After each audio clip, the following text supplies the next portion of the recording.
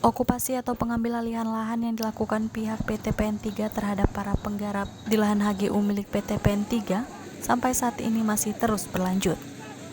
Sejumlah warga penggarap yang tergabung dalam kelompok Forum Petani Sejahtera Indonesia atau FUTASI masih terus melakukan aksi protes dan penolakan. Suasana sempat memanas saat warga penggarap mencoba menghalangi jalannya eskavator yang akan mengeksekusi bangunan penggarap yang telah mendapat tali asi. Pertikaian pun sempat terjadi saat insiden pemukulan pada saat proses okupasi sedang berjalan. Hal tersebut membuat suasana semakin ricuh hingga membuat pihak kepolisian harus mengamankan pelaku pemukulan agar terhindar dari amuk penggarap.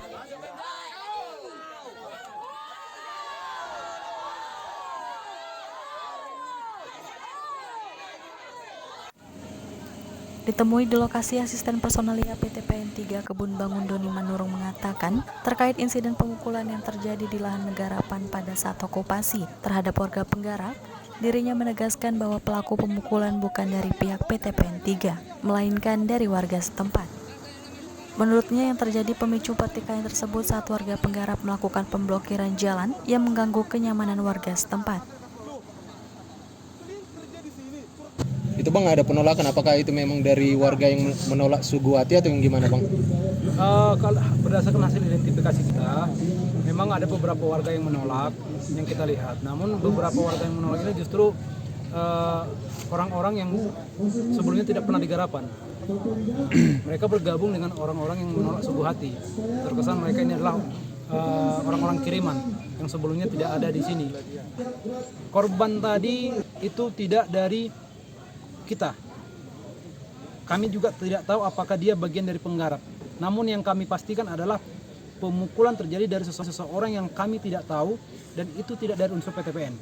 Menurut informasi dari petugas pengamanan, kejadian itu terjadi karena si masyarakat penggarap menghalangi jalan akses masuk masyarakat.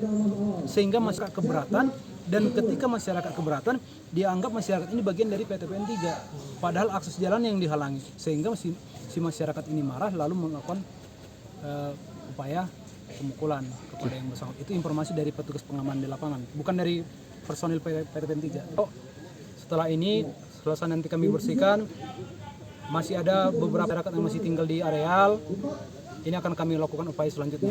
Mungkin akan masuk ke tahap ketiga, apakah nanti kami lakukan upaya paksa ataupun upaya hukum dengan melaporkan para pihak ini kepada pihak berwajib. Hingga saat ini jumlah bangunan yang telah dieksekusi sebanyak 71 bangunan. Terkait sikap para penggarap yang masih bertahan di atas lahan garapan yang mereka kuasai, pihak PT PN3 akan lakukan upaya paksa dan upaya hukum. Dari Pematang Siantar, Hardinal Simare-Mare melaporkan.